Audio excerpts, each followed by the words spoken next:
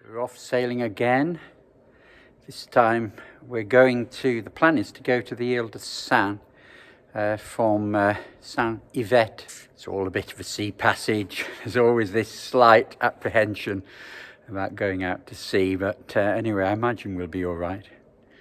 I had to offload the boat onto the end of the slipway because the slope was too shallow to reverse the trailer into the water without submerging the car.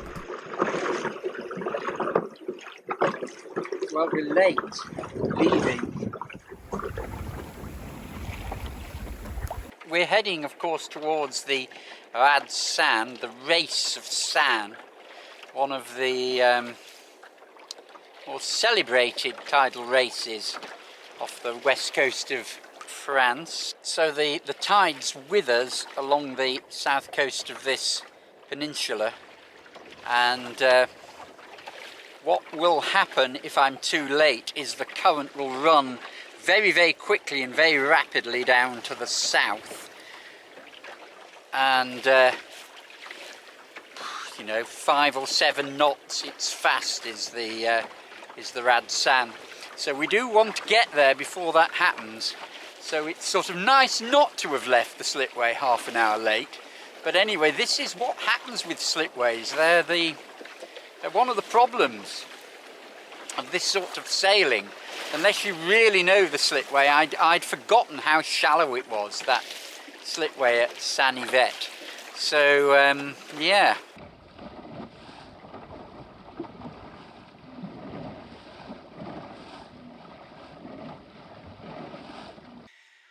This is the western tip of mainland France, Point du Raz, and off the Point du Raz is the Île de Sein, right out in the Atlantic. Saint-Yvette, just here, going round and out, all the way along the coast, across the Île de Sein, up and into the harbour of Seine, which is here. The passage across the Île de Sein, there's lots of rocks, there's overfalls because the whole of the tide from the Bay of Biscay has to go through this narrow gap and then return every 6 hours, so it comes thundering through there. So when that's really flowing, there's big standing waves on the rocks underneath and all sorts of countercurrents and stuff.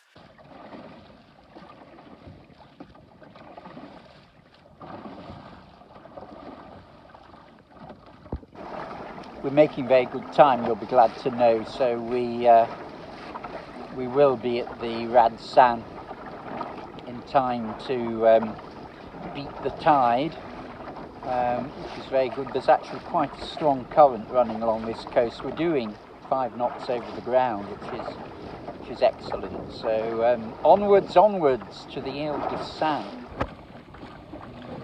Finally, the familiar lighthouses of the Île de Sein come into view. La Veille, Tavenec, La Platte. This is the Île de Sein here. The first sight of the island itself is extraordinary.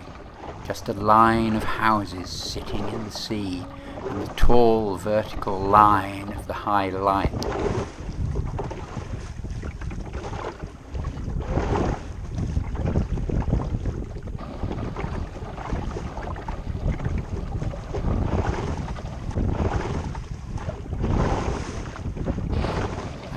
One of the island ferries on its way back to Saint-Yvette.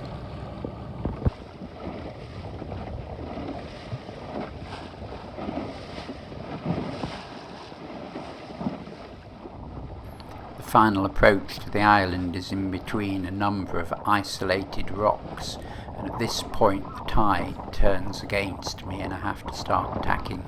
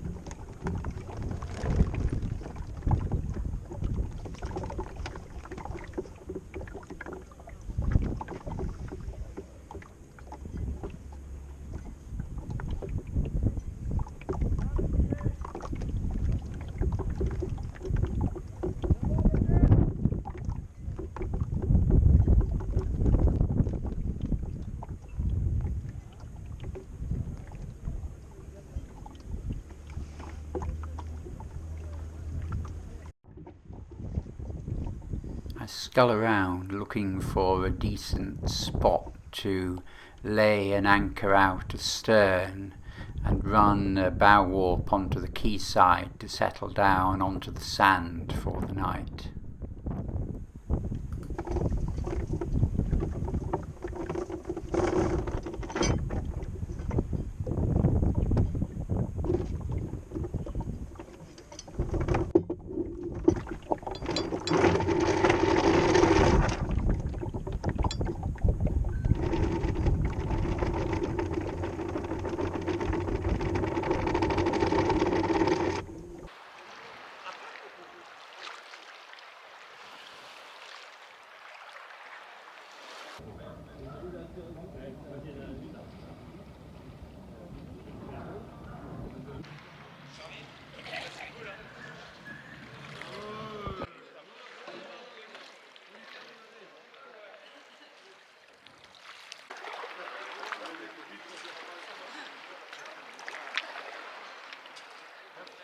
There's my boat lying at anchor just where she'll dry out. It was a bit frantic at the last minute arriving here actually. I had to tack and the wind increased, and by then the tide had turned. The tide turns quite rapidly in the Île de Sein, so it's a good job I wasn't any later. I'm not looking at the right place, am I? I'm still practicing this. I need to look at you over there. Non, c'est la lumière et les hommes qui voient.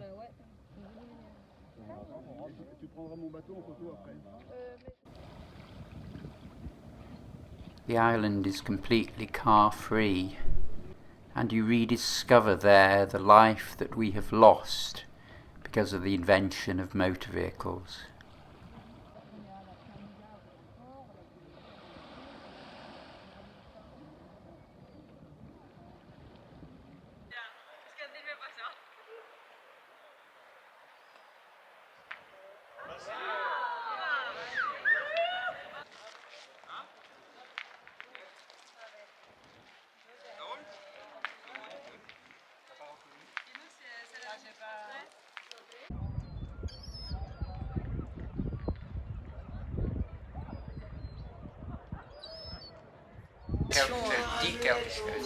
Non merci, je ne parle pas.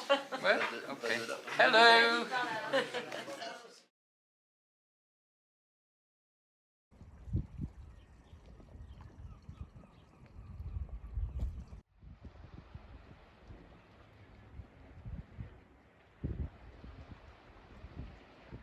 The sun rises between the standing stones in the churchyard, symbolising the continuity of religious faith on this remote island.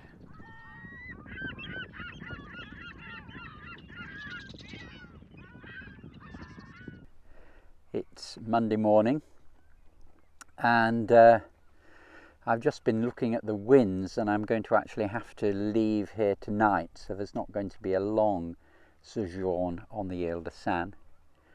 But this island, which is still inhabited, as you can see the line of houses behind me, is famous in France because in 1940, when France surrendered to the Germans, of course the Free French fought on, and the beginning of the Free French was when General de Gaulle made a radio appeal from London over the BBC to the French nation, and he said, France has lost a battle, but it hasn't lost the war. And so the patron of a hotel on the quayside there, who was one of the few people who had electricity, put his radio receiver on his wireless, effectively, on the windowsill, so that the inhabitants of the island could listen to the broadcast on the quayside. And they did this, and I should say the Germans hadn't arrived at this stage. France had surrendered, but it took a little while for the Germans to actually arrive on these remote western islands. So they did know they were going to arrive, but they were worried about what would happen. And anyway, they listened to General de Gaulle, and they said, well, and what General de Gaulle said was, why not join me in London? I am going to create a Free French army, and we are going to continue the fight. And so the male population of the island basically decided to leave, and they got in their boats and they left, and then fought in the war, and many of them died. A third of them actually died, didn't return to the island. And when the Germans arrived here, they found only the women and old men and children. All the male population had left. And a little bit later, General de Gaulle was in London, and he had the first parade of the Free French Army. There was about 400 of them, and he walked along the line of men all standing there at attention. And he said, "Where are you from?" He asked each man where they were from. And a quarter of them said, "From the Île de Sein." And he said, "Where is this Île de Sein? It sounds like a quarter of all France." And people of this island are still immensely proud of that they fought on, that they were not part of the surrender of France to the Germans, and the armistice that then happened, and the partition of France into Vichy France and the German occupied area, which would have included this in the north. So that is the history of the Île de Sein during the Second World War. And so there is a war memorial in the village with names, as many names from the Second World War as from the First World War, which is extremely rare in France.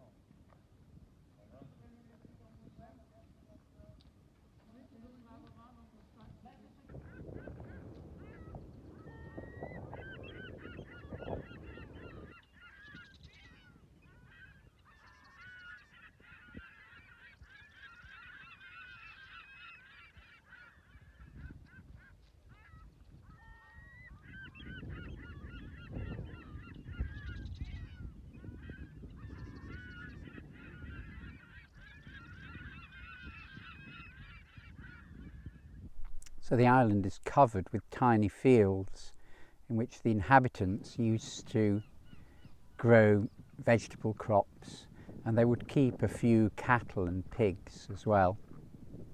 But it was all very much a peasant existence here on the edge of the Atlantic. But their main means of livelihood was from catching fish, because this is a very good fishing ground. Here you're right next door to where the fish are, and that's why people lived here. As you can see behind me, the village is all in one place at the end of the island, and the houses huddle together against the Atlantic winds from the west.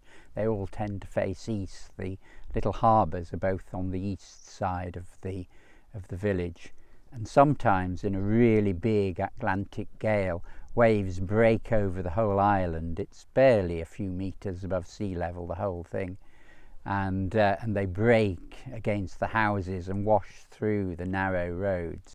But people survived here and lived, and still do until today. There's still a permanent population, not terribly large in winter, and obviously far larger in summer, but there are still those who find pleasure in living here, find fulfillment in living here on the edge of the Atlantic.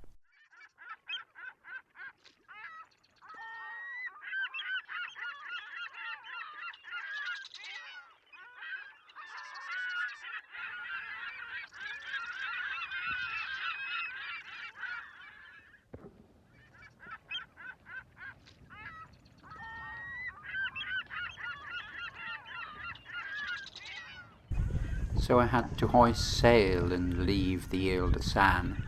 A light southeasterly wind was forecast, which was going to be on the nose, or practically on the nose, and against the tide. But the problem was that the next day the wind was forecast to go round due east, which would create a very rough sea against the tide all the way back to Saint-Yvette. So I had to rush away and say goodbye once again to the Île de Sein, a place I have only managed to come to a handful of times in all the ownership of this boat, despite many attempts at making the passage to the island.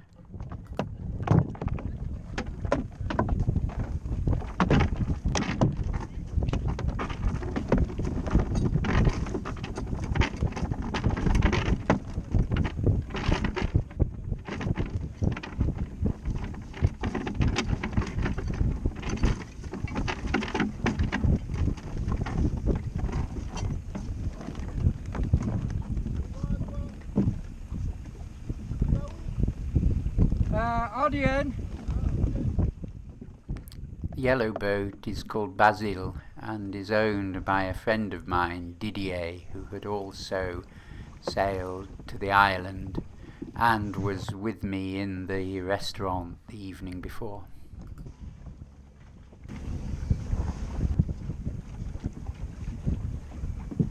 This is the island ferry Île de Sein, which operates as both a passenger ship and a cargo ship, bringing all the necessary supplies to the island.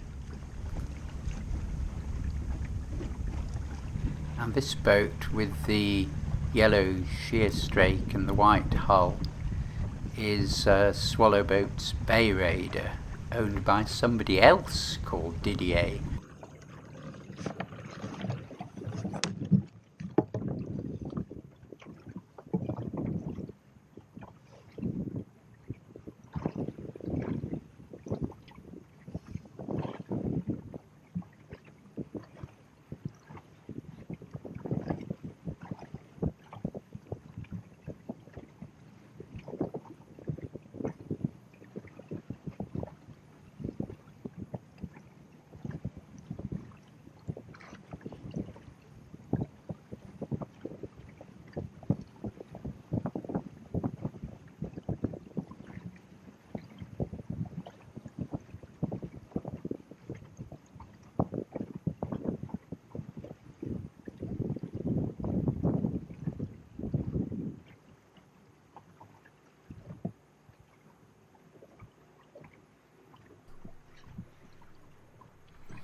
This is the outer and less sheltered of the two harbours at Sein.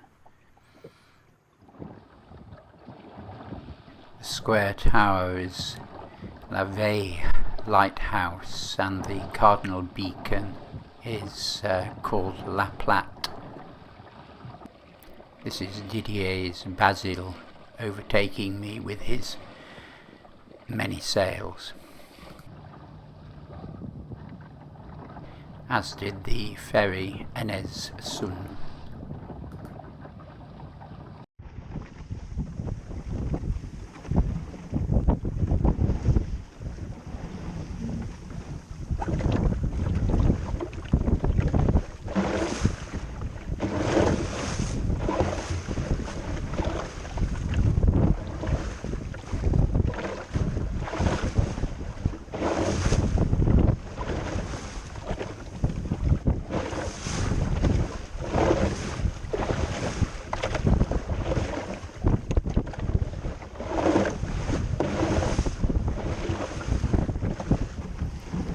Hard on the wind all the way back to Saint Yvette, and the wind against the tide stirred up a disturbed sea into which Aveldro plunged her bows.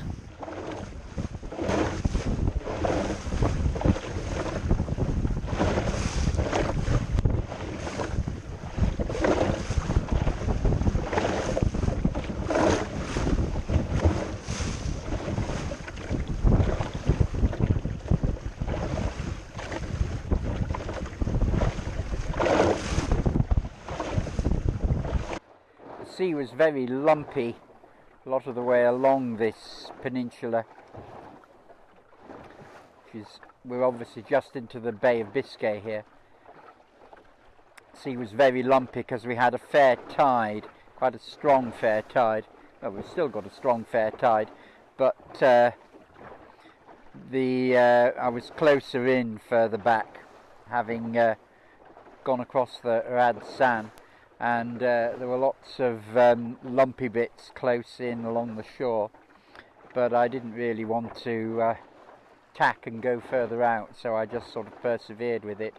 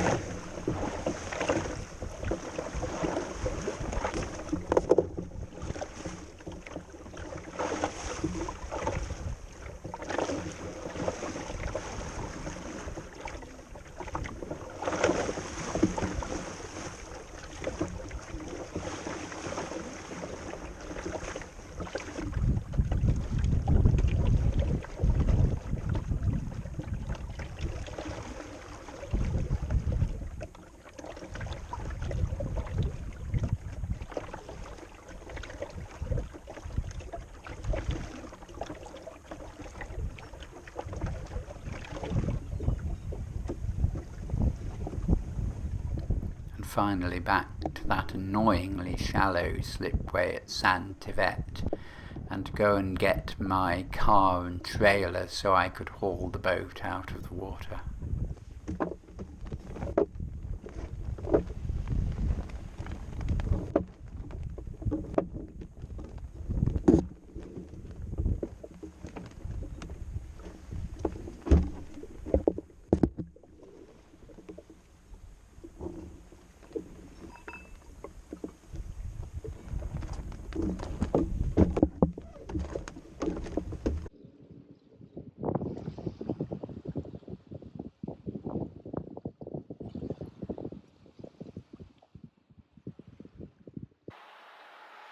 So here I am back in the bustle and noise of Douarnenez, with the noise of traffic forever in the background. I'm back from the Île de Sein, so I hope you enjoyed that. The aim is to do more little passages like that as the confinement, the lockdown in France, is less onerous than it was, though it's it's getting more onerous again.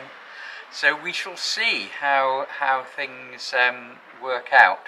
But I have been looking at all your comments, and I'm hoping that I can do a few videos that pick up what the questions that you've asked in them. In the meantime, I think I should say do subscribe.